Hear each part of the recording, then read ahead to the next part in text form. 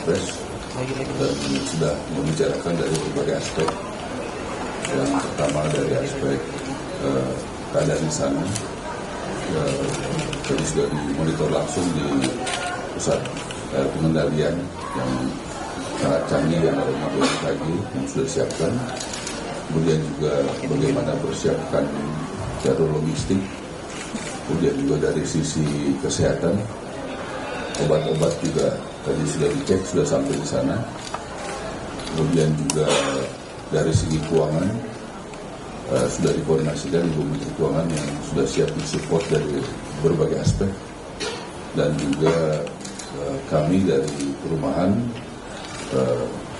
kami mengkonsultasikan segera supaya sesudah ditentukan oleh Bapak Kepala BMKG titiknya di mana, dan juga rekomendasi bersama dengan kepala daerah ada berapa yang perlu dirotasi, sudah akan menyiapkan supaya menuju ke lokasi rumah-rumah yang sudah siap dan selama ini dengan metode yang cocok dengan keadaan menghadapi situasi bencana, dan juga itu dibuat oleh UMKM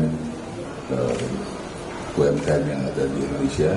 Kami juga selalu berusaha untuk memberdayakan UMKM dan koordinasi berjalan dengan baik. Tadi Bapak Wapres juga berkenan dan akan turun ke lapangan. Beliau dari Makassar, Toraja, direncanakan akan dalam 2 hari ke depan akan ada di lokasi, 2 atau 3 hari ke depan ada di lokasi. Jadi saya pikir itu koordinasinya, dan diminta untuk di depan untuk mengkoordinir Bapak Kepala BMKG, BMPB, dan itu sudah dilakukan dengan sangat baik oleh Bapak Kepala BMPB, dan kami semua satu koordinasi dengan baik. Kita rumah yang siap berapa? 1.100 ya, keadaan baik ya, dan sudah ready, yang akan segera jalan. Kira-kira 8 hari bisa tampil, 9 hari?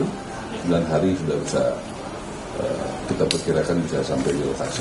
Nah, tentu ada tahapan verifikasi oleh Pak Nusron dari ATR, karena tangannya mesti clear and clean begitu, dan dari aspek lain dari tempat bekerja, karena kebanyakan petani ya, dan juga petani ya Pak ya, jadi kita juga pertimbangan titiknya harus juga jangan terlalu jauh dari tempat bekerja, tapi juga yang aman. Jadi variabel-variabel itu tidak jauh dari antara rumah dan tempat pertanian bekerja, juga dari titik lokasi yang aman, itu menjadi pertimbangan kami. Silakan untuk gambaran, Pak. Terima kasih Bapak Menteri Perumahan Rakyat. Rekan-rekan media sekalian, tadi sudah dijelaskan oleh Bapak Menteri terkait tahap rehabilitasi rekonstruksi ya.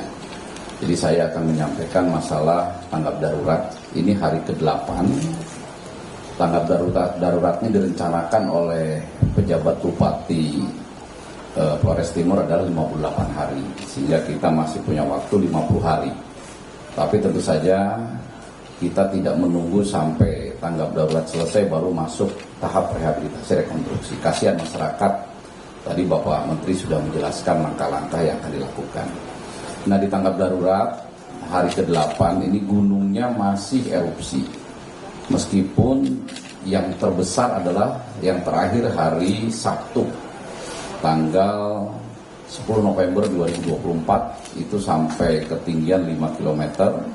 Kemudian ada erupsi-erupsi kecil, tapi tidak setinggi di hari Sabtu. Per hari ini, sejak letusan awal, hari Sabtu tanggal 3 November 2024, itu sudah terjadi 54 kali letusan. Ya.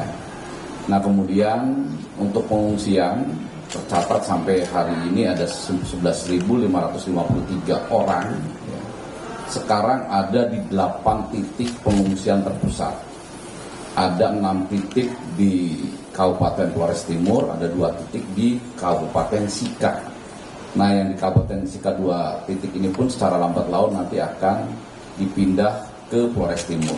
Sudah ada beberapa titik nanti ini dalam proses pemindahan. Kenapa dipindahkan? Karena abu itu mengarahnya ke barat dan barat daya, sehingga tempat pengungsian di Kabupaten Sika ini terdampak abu. Tadi Bapak Wapres langsung memimpin rapat, memberikan arahan-arahan, ya. Bahkan beliau harus dibedakan di tempat pengungsian antara yang umum, antara yang lansia, antara yang hamil, antara yang menyusui dan anak-anak, ya, supaya pelayanan kesehatan dan kebutuhan dasarnya tepat. Kami pastikan per hari ini belum ada keluhan terkait dengan pelayanan dasar, makan, minum, air bersih, ya. Tetapi yang akan terus dilengkapi adalah MCK. Ya, dari MCK tadi ada beberapa keluhan untuk dilengkapi, tapi kami pastikan ini akan terus dilengkapi. Kemudian juga dari pemerintah daerah ada keinginan untuk menambah jalur pelayaran laut, ya, feri. Ini juga akan dikomunikasikan. Tadi Bapak Menteri Perumahan Rakyat juga, Pak Malarasi Sirait juga sudah mengingatkan kami untuk berkoordinasi dengan Kementerian Perhubungan. Dari TNI juga per hari ini membantu, TNI Angkatan Laut akan menggeser KRI Ahmad Yani. Nah, dengan langkah-langkah ini mudah-mudahan dalam masa tanggap darurat ini semua kebutuhan pengungsi ini betul-betul bisa kita penuhi. Mungkin tambah dari saya seperti itu, ya, rekan-rekan media sekalian. Intinya dalam tanggap darurat ini pelayanan pengungsi masyarakat terdampak 11.553 orang ini betul-betul bisa terlayani dengan baik, dan pimpinan nasional, ya, langsung Bapak Wakil Presiden memimpin langsung pada kita semua untuk pelaksanaan kegiatan tersebut. Mungkin seperti itu, ya. Untuk alokasi anggaran soal anggaran, kita sudah terbiasa melakukan seperti ini. Ada sistem yang sudah baku, dan kita memang tadi diingatkan oleh Ibu Menteri Keuangan di bulan-bulan akhir tahun ini, November, Desember sampai bulan Maret, ya, itu juga Bank Indonesia polanya seperti itu. Jadi kita memang sudah ada pola yang baku, dan semuanya keuangan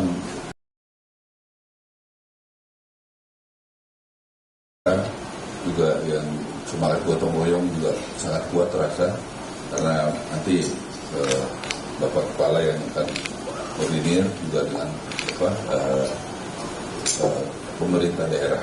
Jadi kita nanti sumber untuk pasti ada dari APBN, dan juga pasti ada dari APBD, tapi juga dari pihak-pihak swasta. Jadi semangat gotong royong memang sudah makin kuat dalam negara kita. Pak, secara riginya berapa ya Pak? Maksudnya untuk yang kerusakan berat dan ringan itu? Kalau yang berat kan pasti 60 juta, ya, itu termasuk yang rusak. Tapi kalaupun itu kurang, ya mesti kita tambahkan, Pak. Ya, gitu. Jadi itu udah baku 60 juta itu. Ya, silakan. Itu tadi pengungsi kan ada sekitar 10 juta, dan PPM itu kan sudah memperluas dengan bagian hingga 9 kilo. Akhirnya akan ada tambahan pengungsi, Pak. Mungkin ada tambahan tempat-tempat pengungsian, Pak, di mana ada pengungsi. Jadi 11.553 itu kondisi terakhir setelah PPMBG menaikkan radius. Ya, radiusnya kan tadinya 7 kilo, tapi karena ke barat daya jadi 9 kilo. Nah, sekarang fokus titik pengungsiannya adalah memindahkan yang dari Sika. Ya. Karena Sika ini walaupun radiusnya di atas 7 kilo, tapi karena arah anginnya ke sana, ya, itu mengakibatkan di tempat pengungsian itu debu turun. Bahkan sebetulnya kalau rekan-rekan media tahu itu sampai ke Manggarai Barat itu abunya itu. Kan saat ini Bandara Komodo di Tanjung, di Labuan Bajo masih ditutup gitu. Tapi ke arah Larantuka ini malah enggak gitu. Nah, tapi kalau nanti ada tambahan lagi pengungsi, ini kita kan terus disisir, ya. Setiap hari makin bagus, hari ke-8 sudah lebih bagus, hari ke-9, hari ke-10. Bisa saja nanti kita akan ada penambahan titik pengungsi. Tetapi yang disampaikan Pak Menteri tadi, 2 titik sudah ada disiapkan untuk relokasi sebesar 50 hektar. Nah, itu letaknya 10 km dan 12 km. Sehingga jauh dari gunung, dalam zona bahaya, tetapi juga mereka tidak terlalu jauh kepada mata pencariannya, yaitu pertaniannya, kebunnya, ternaknya.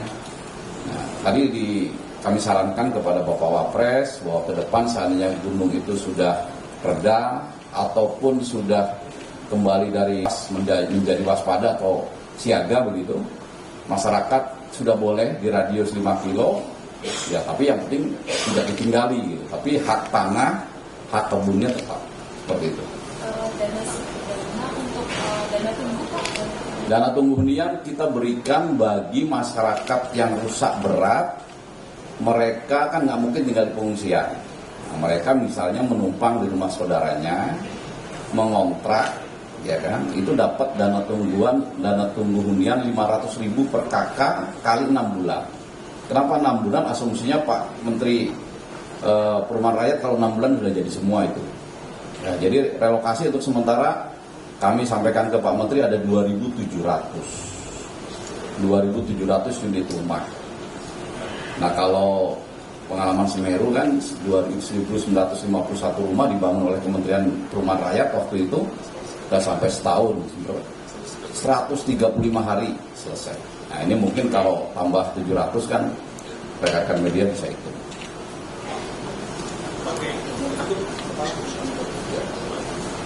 Dari Pak Menteri juga barusan bahwa pemilihan lokasi, penentuan relokasi itu tidak dipaksa. Saya dialog ke masyarakat itu tidak ada siapapun yang bisa memaksa karena negara merdeka. Jadi mereka dialog. Kalau Pak saya tidak mau ke tempat yang 2 titik itu, saya akan mengungsi di sana, saya kebetulan punya tanah, nggak apa-apa. Nanti Pak Menteri akan bangunkan di situ atau BNPB yang bangunkan di situ. Jadi ini sifatnya terserah masyarakat, jadi tidak ada yang dipaksa. Jadi kalau bencana memang tidak pernah terjadi, sudah dibangun terus tidak ditinggali. Coba lihat di mana-mana tidak ada. Ya, karena prosesnya negosiasi dan koordinasi dengan masyarakat yang akan menerima. Apakah prosesnya tadi besok akan ke Larantuka atau ke Pasar? Tadi udah disampaikan Pak Menteri, ya mungkin ke Larantuka. Larantuka ya Pak. Ya, supaya jelas ya. Bapak Wapres ada rencana ke Makassar, kemudian ke Toraja, kemudian nanti akan langsung ke lapangan dalam beberapa hari ini. Ya, bisa dalam 3 hari ini, yang pasti itu jadwalnya beliau. Larantuka mau di masyarakat yang tidak mau direlokasi. Gini, kita kan memang sudah terbiasa pola begini, masyarakat dalam keadaan seperti itu, tentu polanya harus menghargai, mendengar. Ya, jadi diajak bicara baik-baik yang disampaikan beliau tadi, dan itu saya pikir wujud empati dan simpati yang konkret. Ya, jadi diajak baik-baik ngomong tadi variabelnya kan adalah bagaimana harus lokasinya aman, satu itu. Kedua, bagaimana itu dengan tempat pekerjaan, itu tata pertanian, itu kan mesti dibicarakan. Begitu ya. Tadi juga ada alternatif, mungkin mereka mau di tempat lain atau saudara atau punya tanah di mana, punya apa itulah proses dialog yang harus kita lalui dalam mengelola situasi seperti ini. Jadi dialog itu menjadi sangat penting sekali. Saya rasa gitu ya teman-teman ya. Terima kasih ya.